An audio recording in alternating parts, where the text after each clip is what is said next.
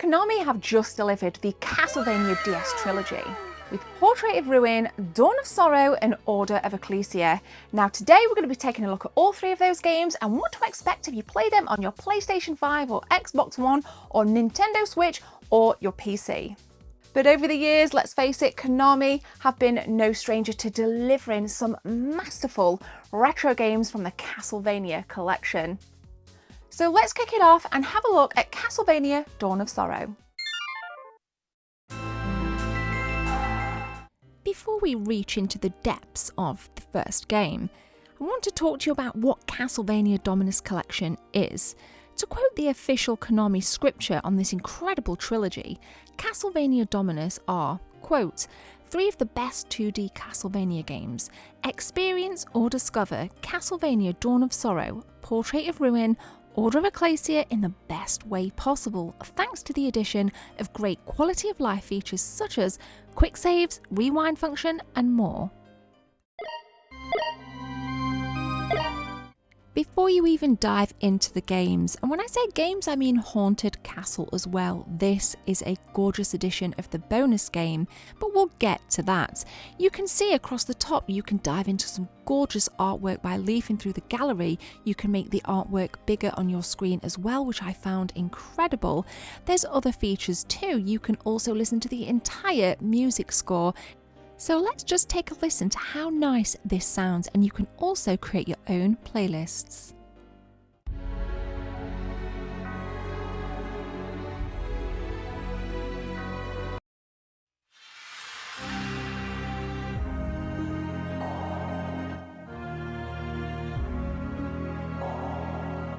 As well as that, you can change the region of the game you are playing. You have American, Japanese, European and Korean. It's natively set to American, but just be mindful that your save states won't work across different regions. So there's some of the key menu features. Let's dive into some gameplay and some features of Dawn of Sorrow. Now remember, this game was built for the DS, so it does give you this little bit of warning at the beginning. You can sign your name using the PlayStation 5 trackpad. Needless to say, I was pretty terrible at it. This is me trying to spell my name, but actually this is quite a cool feature and it's quite unique. I actually had a bit of fun and I decided to just leave that as my name. So scoping around and playing around with the menus, pressing L2 as it says here will bring up your in-game menu. It looks like this, and there's even more features. You can dive into this compendium and take a look at some of the artwork and the cool features of each game too. Another really important thing to note is this: if you press L2, you can obviously kind of take a look at your control settings like I've already mentioned. This is a great feature and the menus are the same in every game, but you can also change the screen settings. Again, these games were made for the Nintendo DS, so you can literally mimic the gameplay as if it was on the Nintendo DS. It will ask you to confirm your settings, short load screen, and voila! You can see now that this is literally as if you're playing on a DS. We've got the black borders there. You can change the colour of your border as well. I actually left it as is and I flipped it back to this. You can see now my border is that kind of bluey purple at the top, and I've kind of got this burgundy at the bottom. So I preferred this layout. And again, with all of the games on the Castlevania Dominus collection, that L2 menu is going to be your friend in order to tailor your experience. And I really liked that feature, that you can kind of make this your own and just kind of have fun with the settings.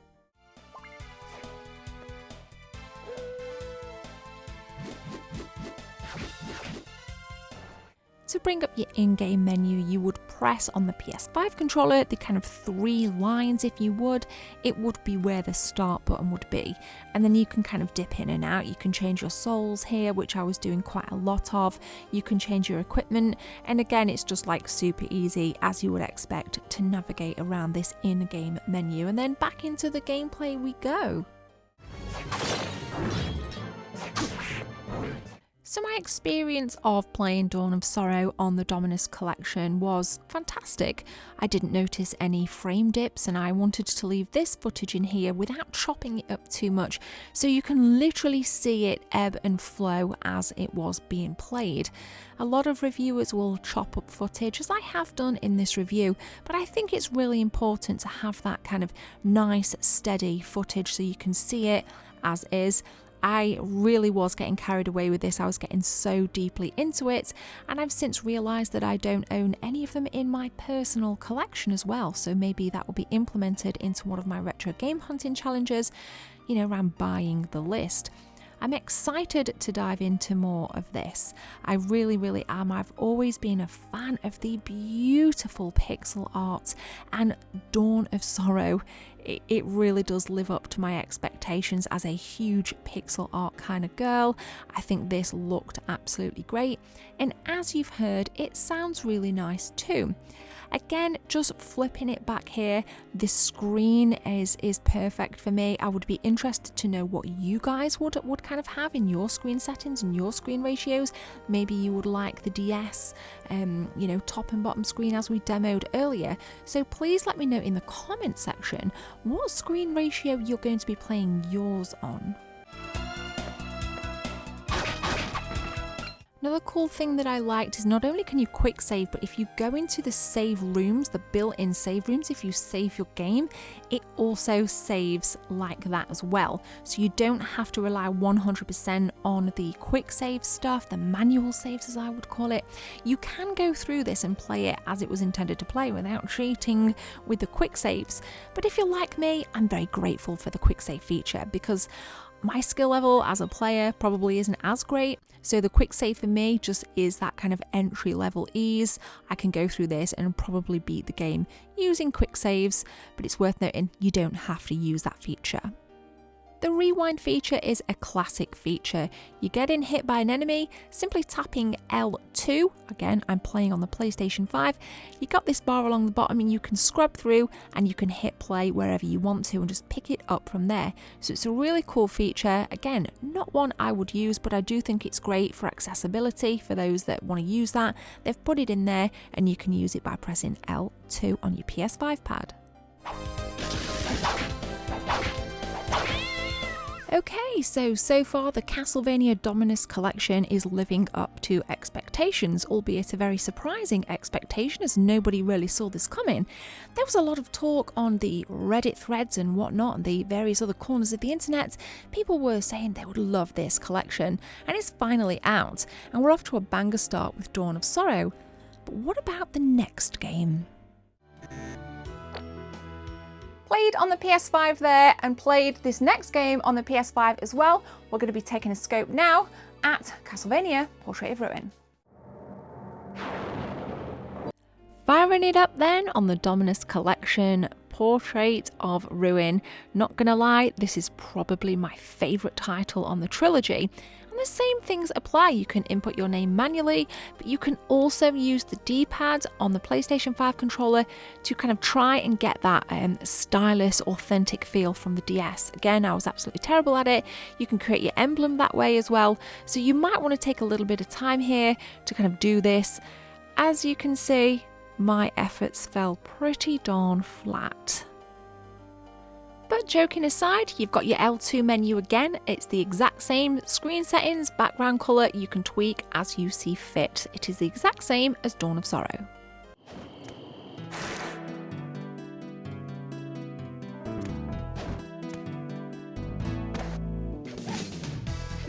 Did you hear how nice the music was there? Anyway, I'm getting really excited for this. Like I say, it's my personal fave. And what I love is just that kind of ability to switch between Jonathan and Charlotte. Felt really, really smooth as it did in the original, but there was just something so magical about playing on my 50-inch screen through the PS5. It really did feel lovely. And as you can see, I tweaked my settings to emulate the exact same settings as I used in Dawn of Sorrow. I've got my kind of blue border at the top, my burgundy border at the bottom, Yes, pretty predictable, but I guess I know what I like, so I've got that colour pop either side. Now again, I'm going to be diving into this over on my streams as well, so if you want to come over there and check that out, please do so, because I want to beat this so bad. I have beat this on the DS, and I think I need to pay it forward to myself to complete it now on my gorgeous PlayStation 5. But what experiences did you have playing this? And what do you think to this gameplay? And what do you think to the sound? I couldn't fault it. I was doing my best in my playtesting to look for little things that I didn't quite like, but again, not a flicker of like frame stutters, there were no crashes, absolutely nothing. And as I record this, there hasn't been a patch yet. The games all around feel really stable. I'm pretty happy with that. Whilst Portrait of Ruin isn't the only Castlevania game to use the partner system, I think that this is prevalent. It's prevalent from the get-go, isn't it? So for me, I was kind of thinking, is there going to be any slowdown? Is there going to be any kind of frame dips? And again, to the naked eye, smooth as butter. So in terms of gameplay mechanics, this is actually way up there. And like I said, it's my favourite.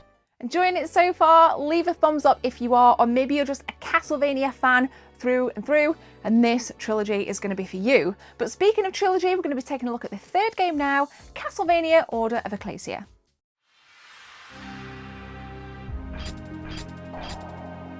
From the boot up then, you've got your game start menu, again, basic stuff, pop your name in, and brace yourselves for a little bit of gameplay with the awesome Shinoa.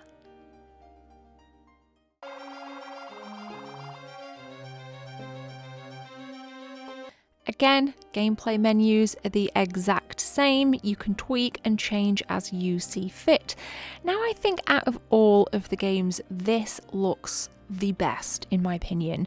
That parallax scrolling, the colour blending, the really nice tight pixels really don't leave a lot to the imagination. This literally feeds everything that I love about pixel art combined with smooth gameplay combined with incredible sound.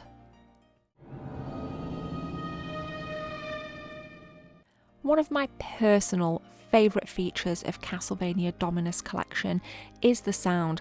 Being able to hear this game through the television or through a really nice 3D headset that I have for the PlayStation 5 is incredible. Don't get me wrong, it all sounded great on the Nintendo DS. But hearing it through your TV or your headset really does add to that immersion. So if you're wanting to purchase this, I would suggest that you use a headset, but if not, I can guarantee you're really going to get some value by playing it natively through your television. This is an incredible trilogy, and I'm so thankful that Konami provided me with a code for this review. So in conclusion to Order of Ecclesia, tightest looking pixel visuals I've seen out of the trilogy. Again, like the previous two games, they sound fantastic. Loving the parallax scrolling, and I'm ready to play some more. But there's actually 4 games, not 3 in this trilogy, because there's a bonus game that Konami really did surprise us with. Haunted Castle and Haunted Castle Revisited, but we're going to take a look at the original first. The rewind feature still applies, don't worry guys, you've still got that feature locked into this. And this beaut is from 1988.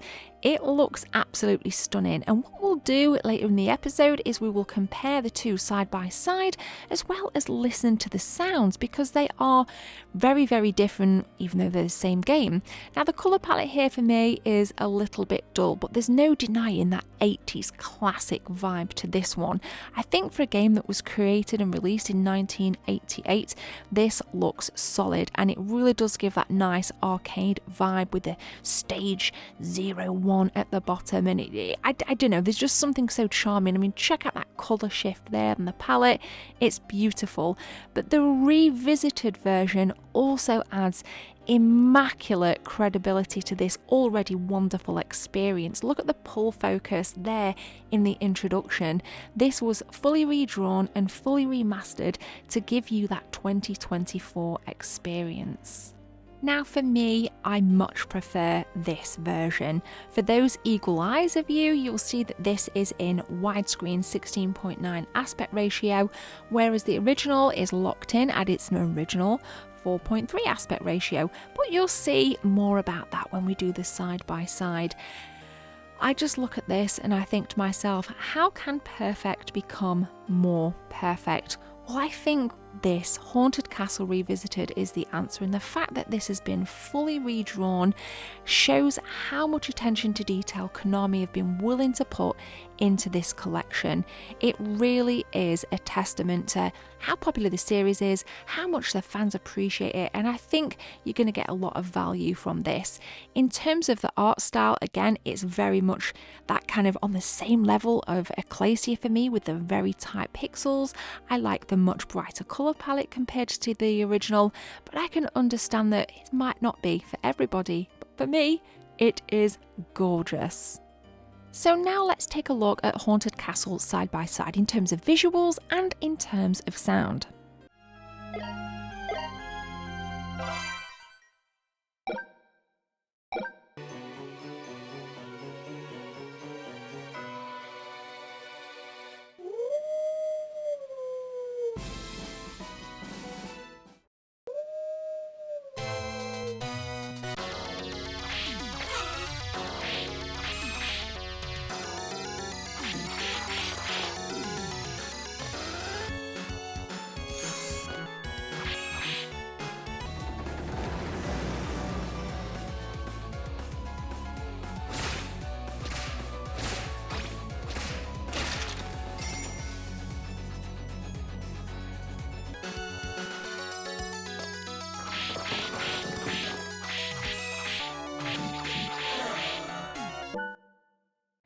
Pretty cool to see and hear them side by side. Again, revisited, of course it sounds nicer, of course it looks nicer, but ultimately it's down to personal preference. And I know there's a huge following of arcade fans that subscribe to my channel, and I dare say you might like the original.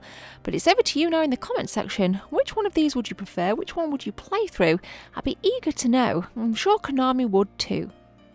Castlevania the Dominus collection really was a surprise, but maybe not if you look at the previous release with the GBA games that were released that I was happy to cover as well. If you want to check that out, I will link that episode in the cards from a few years ago. So should you buy Castlevania Dominus collection? We have Dawn of Sorrow, we have Portrait of Ruin, and of course we have Order of Ecclesia, packed full of brand new additional features such as an art gallery with never before seen art. We've seen the multi-display layout options, there's classic music tracks, and you can even create your own playlist. Plus, you've got the rewind feature, which came with the advanced collection as well, but this is really helpful if you are new to the games or you're playing with, I guess, younger teenagers. It's just super handy to have. One feature that I found a little bit fiddly was trying to use the trackpad, but that's just me, I'm not very coordinated, and in the end it actually made me laugh. So it's not really a disadvantage, but just more of a point to note. And the region stuff, being able to switch is an absolute vibe. Let me know which one you would prefer. I personally had it on the native, as I said, just sticking with the American version. And let's not forget the added bonus of Haunted Castle in its original form and revisited. Whatever your choice is here, there's lots of choice to choose from. Maybe you're a Castlevania fan, and if you are, this is an absolute must. You can buy this on the PlayStation 5, on your PC, Switch, or Xbox Series consoles, and it's priced in at $19.99. Now I think that's great value for money, considering you're actually getting 5 games if you class the revisited version of Haunted Castle as a separate game, plus all of the added features that we've already discussed in this video. Please click the link in the description. I make no money, but you can get more information direct from Konami's website on Castlevania the Dominus collection, so definitely snag yourselves a copy today, and I want to hear from you in the comments section. Are you going to buy this collection? If so, tell us why. A truly masterful collection. If you are a fan of any of the Castlevania games or just the DS trilogy that we featured here today, I think you're going to get some love and some value from this. I've always been a fan of the pixel art in the Castlevania games, the music, and just the overall art style. Everything's appealed to me, even when games have been incredibly difficult, like Super Castlevania 4 on the Super Nintendo. You know, I've really enjoyed this series, so I'm really happy to have this, and who knows, maybe I'll be streaming it on kick.com/thegebs24. If you want to come and see more of the gameplay, head over there and we'll take it from there. But for now, guys, thank you so much. Please hit that subscribe button, share this video if you took some value from it, and let us know in the comments section, are you going to be getting this trilogy for your PlayStation 5, Xbox One, Switch, or PC? Thanks again. See you in the next one.